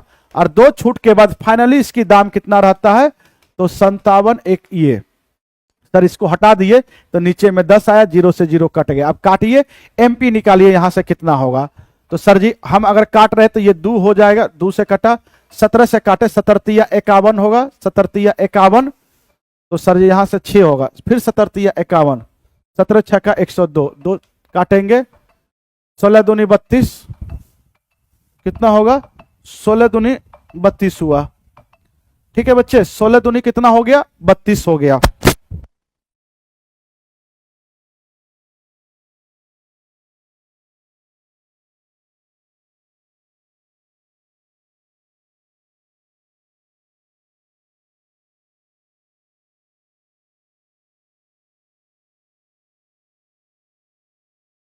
आगे ये बच्चे देखेंगे, ध्यान दीजिएगा, इसको काटेंगे तो 16 दूनी 32 और कितना बच्चा, फिर 8, तो ये 8 हो जाएगा। 5 से गुना करेंगे तो एमपी कितना हो जाएगा सर, 8 पंचे 40 और 16 पंचे 80, 80 और 4 कितना होगा 840, तो अंकित मूल्य हो गया 840। अगर कोई इस पे छूट ना दिया जाएगा तो इतना पे ही वस्तु को बेच दिया जाएगा, इतना पे 840 पे ही इसको बेचा जाएगा, कितना पे 840 पे ही इसको बेच दिया जाएगा, 840 पे ही बेच दिया जाएगा। तो सर जी अगर एसपी भी हमारा 840 हो गया, बोला खरीदे थे कितना में, जब 12% का लाभ हो जाए तो 12% की फ्रैक्शन मान होता है 3/25, 25 की वस्तु पे 3 की लाभ, तो सर जी सीपी पे ही 25 की वस्तु 3 की लाभ, मतलब 28 बटा आप 25 में वस्तु को खरीदे थे, और यहां से खरीदे कितना, मतलब खरीदे थे, और वो 28 बटा 25 का ही क्रय मूल्य पे वस्तु को बेचा गया था। कितना हो गया? 840। सर अगर कटता है तो काट दीजिए सर। 7 से आप इसको 7 से काटेंगे तो 4 होगा, 12 7 84, 12 हो गया। ऐसे काटेंगे तो सॉरी 7 से काटेंगे तो 12 7 84, ये 4 होगा, ये 4 होगा, 12 7 84, ये काटेंगे 4 तिया 12, सीपी हो जाएगा 25 तिया 75, 750 रुपया। आंसर क्या होगा? सी। आंसर क्या होगा? सी।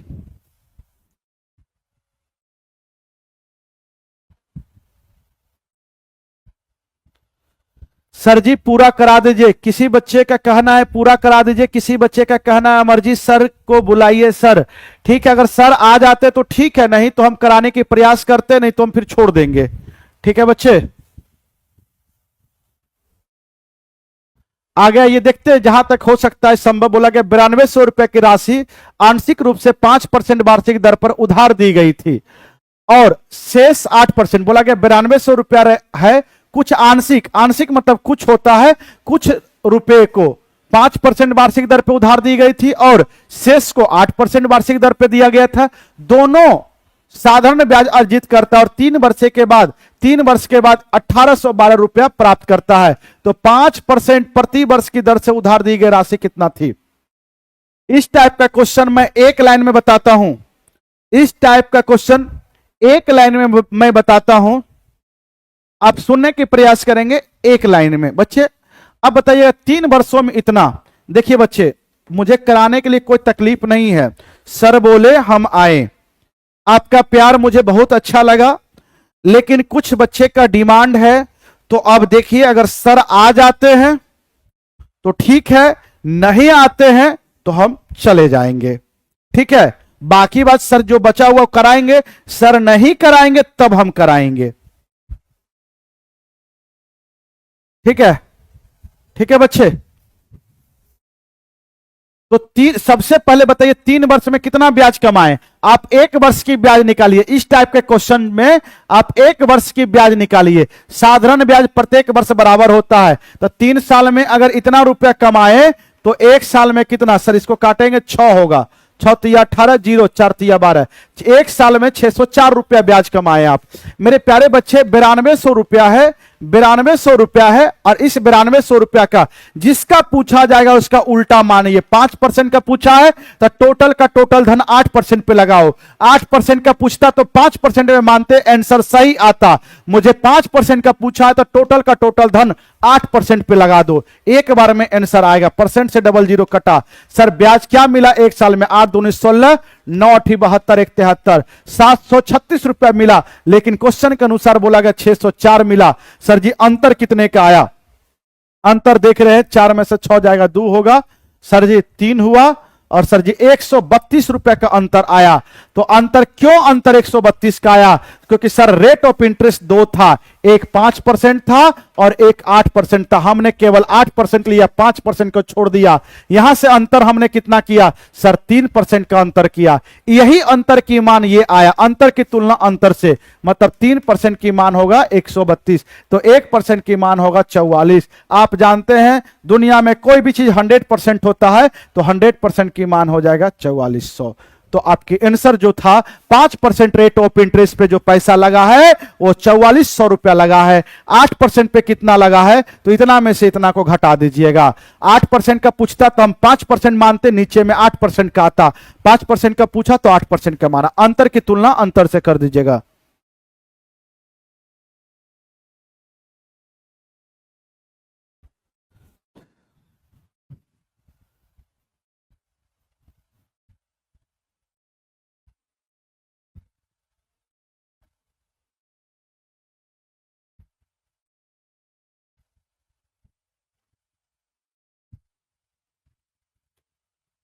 आइए बच्चे,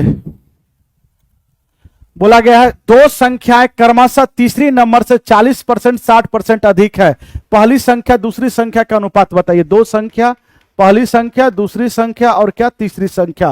बोला 2 संख्याएं तीसरी नंबर से 40% 60% अधिक है। मेरे प्यारे बच्चे, आप मुझे बताइए, तीसरी संख्या 100 है तो पहली संख्या 40 अधिक है तो 140, दूसरी संख्या कितना अधिक है 60,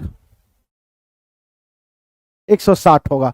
तो बोला गया पहली और दूसरी का अनुपात बताइए, पहली और दूसरी का। सर जी पहली का 140 और दूसरी का 160, काटिए 0 से 0, 2 से काटेंगे 7, 2 से काटेंगे तो 8, 7:8। आंसर क्या होगा सी, आंसर क्या होगा सी।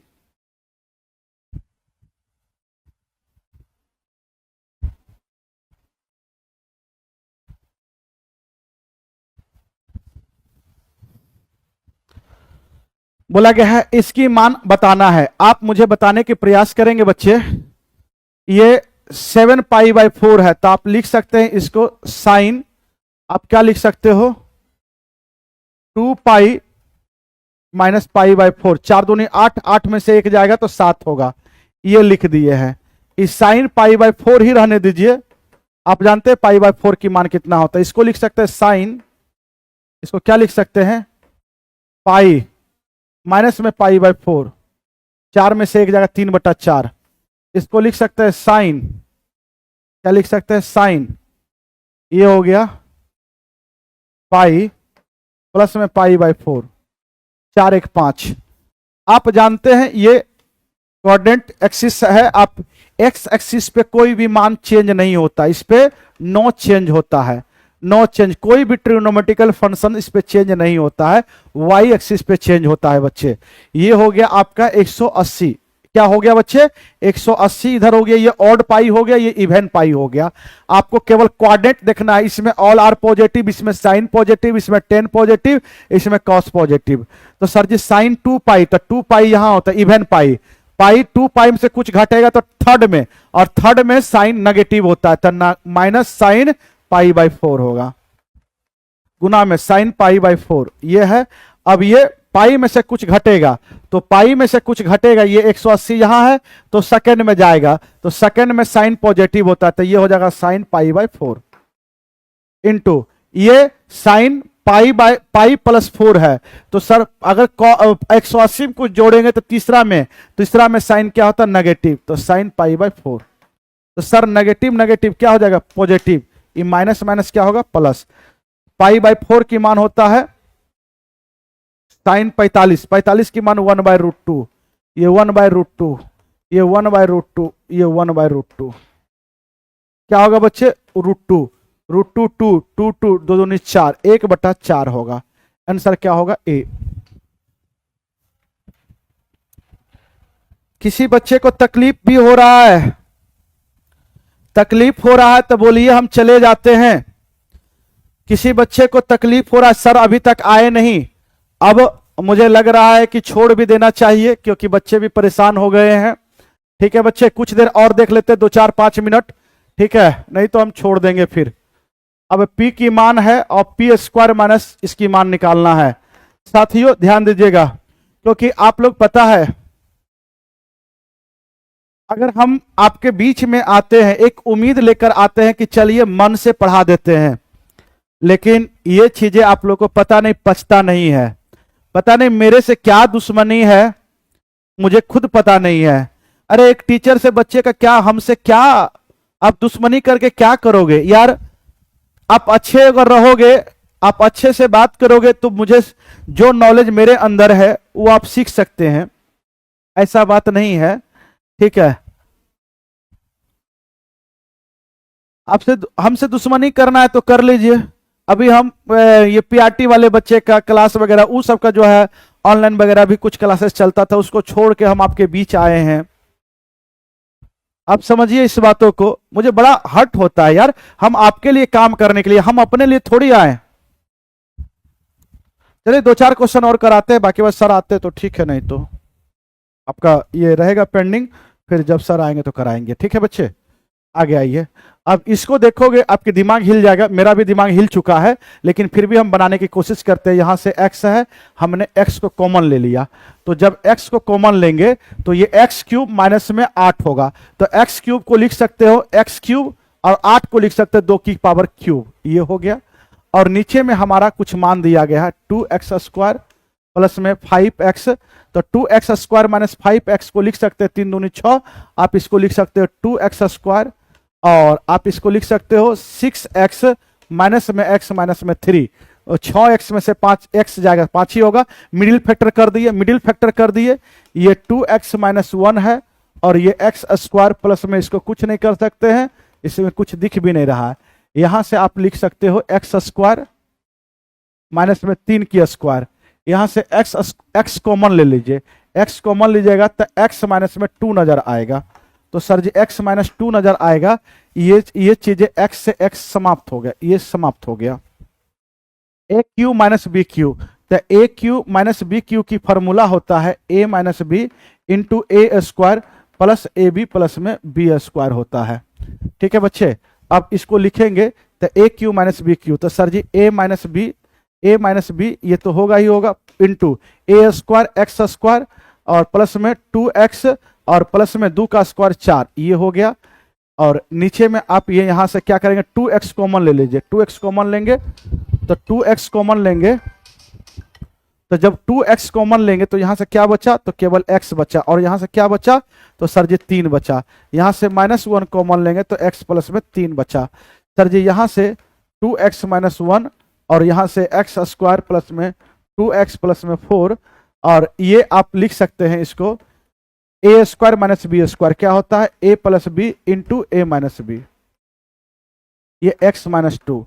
सर जी इससे ये कट गया, इससे सर ये कट गया, सेम चीजें हैं।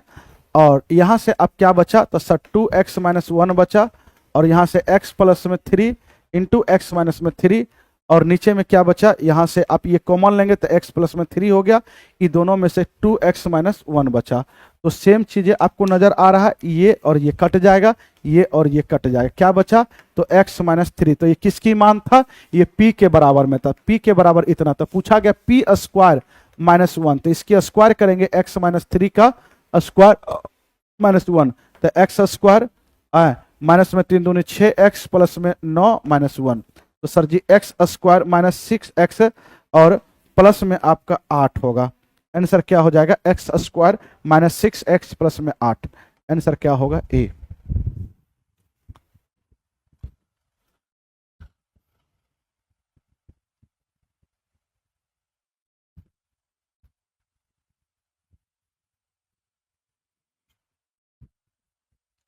आगे आइए साथियों, नहीं समझ में आ रहा तो एक बार पूछ लो, हम कुछ क्वेश्चन तक करा दे रहे हैं आपको जहां तक संभव है।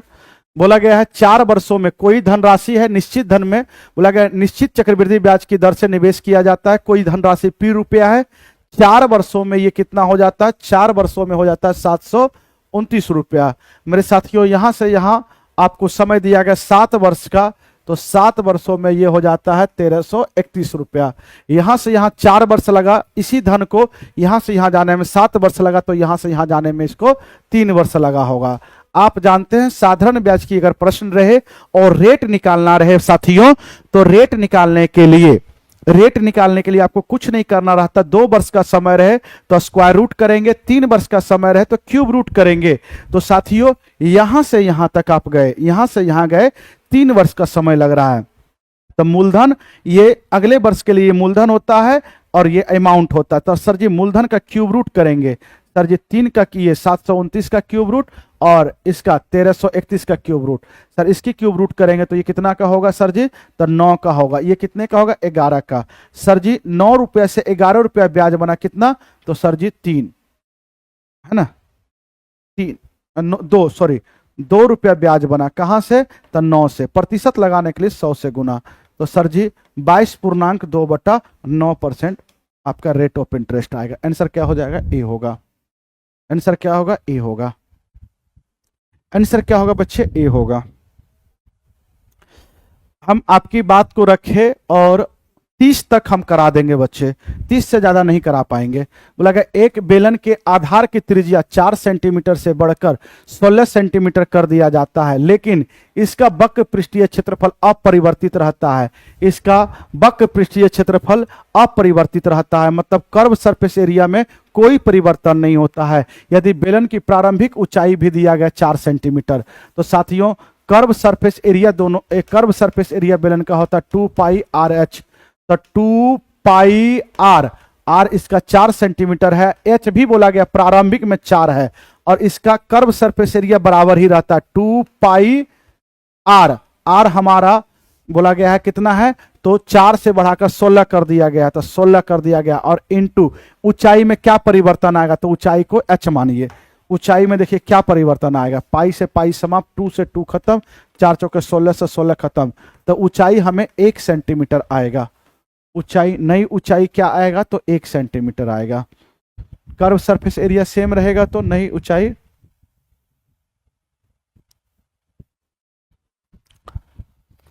आप जानते हैं औसत होता है सम ऑफ ऑब्जर्वेशन बटा नंबर ऑफ ऑब्जर्वेशन। औसत होता है योग बटा संख्या। औसत क्या होता है, योग बटा संख्या। ये सारे बच्चे जानते हैं, योग बटा संख्या। और योग होता है औसत गुना संख्या। बोला गया आर लड़के का औसत ए है, तो योग कितना होगा, तो योग हमारा हो जाएगा औसत गुना संख्या आर ए गुना आर। आगे बोला जाता है यदि उनमें से ही एस लड़के का आयु बी है तो इसका योग कितना होगा, तो योग होगा सर जी औसत गुना संख्या। एस है, बी है औसत और संख्या एस है, तो एस बी होगा, क्या होगा, बी एस हो जाएगा योग। अब बोला गया है तो इसको हटा दे तो शेष लड़के का औसत कितना होगा। टोटल ये है, ये में से ये हटेगा तो ए आर माइनस में बी एस, तो संख्या नंबर ऑफ संख्या पहले आर था, इसमें से एस लड़का चला गया तो क्या होगा आर माइनस एस। यही हमारा हो जाएगा, जो कि आंसर क्या है ए। आंसर क्या होगा ए।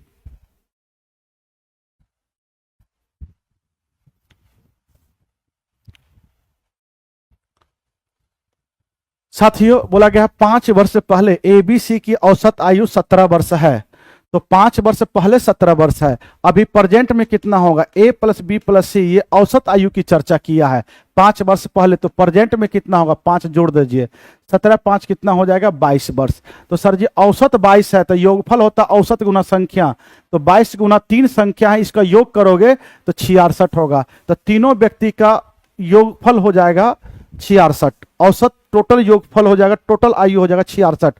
बोला गया ए और बी की औसत आयु 17.5 वर्ष है। कितना है, 17.5 वर्ष है। 7 साल पहले, तो 7 साल पहले अगर 17.5 है, 17.5 है, 17.5 है, तो अभी कितना होगा, तो सर 7 साल पहले, तो अभी प्रेजेंट में 7 जुड़ जाएगा, तो सर जी कितना हो जाएगा, सर जी 24, 24.5 हुआ। दो व्यक्ति का, किसका किसका, ए प्लस बी का अगर योग अभी प्रेजेंट में 24.5 वर्ष है, तो योगफल कितना होगा, औसत गुना संख्या 24.5 दूनी कितना होगा, सर 49 होगा, सर 49 होगा। सर जी इसमें से इसको घटाएंगे तो माइनस माइनस होगा, सर जी माइनस अगर करेंगे तो ये कट जाएगा, ये कट जाएगा, क्या होगा, सी बराबर में इसमें से घटाएंगे तो सी की उम्र हो जाएगा 16 में से 9 जाएगा तो कितना होगा 7, ये 17 हो जाएगा। तो सी की प्रेजेंट उम्र 17 है। बोला गया 2 वर्ष की बाद बताना है, तो प्लस में 2 जोड़ दीजिए, 17 और 2 कितना होगा 19 वर्ष। आंसर हो गया 19।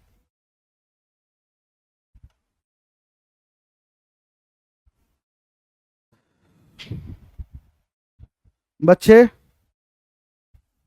कंटिन्यू क्या करें अब बताइए, सर अभी तक आए नहीं हैं, अब क्या चाहते हैं, कंटिन्यू करें, बोलोगे तो हम करेंगे, नहीं बोलोगे तो छोड़ देंगे बच्चे, ये आपके ऊपर डिपेंड करता है। अगर सर आ जाते तो हम 20 पे ही छोड़ देते। पता नहीं आप लोग हमसे क्या दुश्मनी रखे, मुझे समझ नहीं आता, समझ में नहीं आया सर, क्या समझ में नहीं आया बच्चे,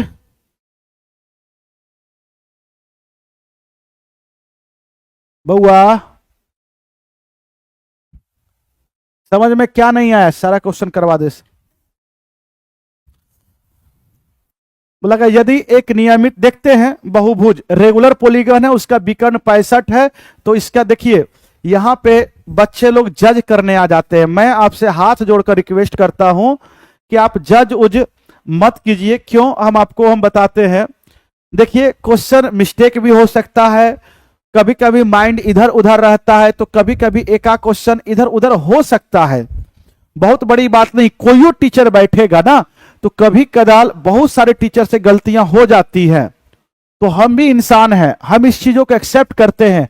आप बताएंगे उस चीजों को हम पुनः देखेंगे तो मैं उसको जरूर सही करूंगा। हाँ, ये बात है कि थोड़ा बहुत इंसान होने के नाता आप ही बैठेंगे, कहीं पे कैलकुलेशन में मिस्टेक हुआ, क्वेश्चन गलत हो जाता होगा। तो एक क्वेश्चन में कोई बच्चे जज मत कीजिए मेरा कॉन्सेप्ट क्या है, मेरा तरीका क्या है, आप उसको पहले समझो। आप समझते नहीं हो, बस तुरंत आप जो है हावी हो जाते हो हमारे ऊपर, जो कि ये सारी गलत है। अगला इंसान को जिस दिन तुम समझ लोगे आप ना, फिर बहुत आगे निकल जाओगे। लेकिन आप समझने की प्रयास नहीं करते हैं, बस हावी होना स्टार्ट कर देते हैं। मैं आपके सेवा में ही आया हूं, आप ही के लिए हम आए हैं। ऐसा नहीं है कि हमें आपसे कोई दुश्मनी नहीं है, आप हमसे कर लो, कोई दिक्कत नहीं है, आप कर लो, लेकिन तुम पास कर जाओ पहले। आइए, लगा यदि एक नियमित बहुभुज 65 विकर्ण वाले है तो विकर्णों की संख्या होता है n इंटू n माइनस 3/2 होता है। ये विकर्णों की संख्या याद रखोगे और ये 65, इसको इधर गुना करोगे तो n माइनस ये हो जाएगा 5 दूनी 10, 130। तो आप यहां पे आगे सॉल्व करोगे, क्वाड्रिक इक्वेशन बनेगा। हम तो चाहते हैं कि क्वाड्रिक मत बनाओ, अपने मन से सोचो। अगर हम n की मान 13 रखे तो 13 में से 3 जाएगा तो 10, 10 गुना 13 करेंगे तो आ गया। तो n की मान 3, 30, 13 आ गया, n की मान 13 आ गया। मेरे साथियों, आंतरिक कोणों का योग पूछा है, अगर बाह्य कोणों का योग पूछता तो डायरेक्ट 360 आंसर देते, सभी बाह्य कोणों का योग। लेकिन आपको आंतरिक कोणों का योग पूछा था, n इंटू एन माइनस, सुनोगे n माइनस 2 इंटू 180 डिग्री होता है। तो n है 13, 13 में से 2 जाएगा तो 11, 11 गुना 180, ये 0, 8, 9, 1, 1 कितना हो जाएगा 19, 180, 1980। ठीक है बच्चे, चलिए अब यहां के बाद बच्चे अब यहां से आप कर लीजिएगा, जो बचेगा हम करा देंगे। ठीक है, अभी अब नहीं, अमरजीत सर आने वाले थे, नहीं आए हैं। हाथ जोड़कर आपसे गुजारिश है, अब नहीं होगा यहाँ के बाद। ठीक है, अब हम भी पूरा दिन भर से क्लास ले रहे हैं, हम थक चुके हैं। बाकी बात हम कल देख लेंगे, जो भी क्वेश्चन है पीछे जो भी छूटा हुआ है हम कल किसी टाइम में आकर करा देंगे। ठीक है, और उम्मीद है, हम ईश्वर से प्रार्थना करते हैं अमरजीत सर की जो भी समस्या है वो जल्दी सॉल्व हो जाए और आपके बीच आए, और आपकी रिजल्ट जो है, रिजल्ट कराने में उनकी बहुत बड़ा योगदान रहा था, बहुत बड़े योद्धा है वो मैथ में। ठीक है बच्चे, चलिए, बाकी बात तो पीछे से हम है ही, आपका सहयोग रहा, इसी तरह से प्यार बना रहा, फिर तो हम धुआंधार तरीका से, आप मुझे भी जो आप समझिए, मुझे बहुत लोग ये टॉनिक समझते हैं है ना, टॉनिक वाले टीचर है। नहीं बुआ, आप हमारे बारे में नहीं जानते हैं, अलग वाली बात है, हम बताना भी नहीं चाहते हैं। ठीक है, क्वेश्चन वगैरह अगर गलत हो तो अलग वाली बात है, कभी कभी माइंड से इधर उधर हो सकता है, कोई बहुत बड़ी बात नहीं। ठीक है बच्चे, मिलते हैं आपसे नेक्स्ट क्लास में।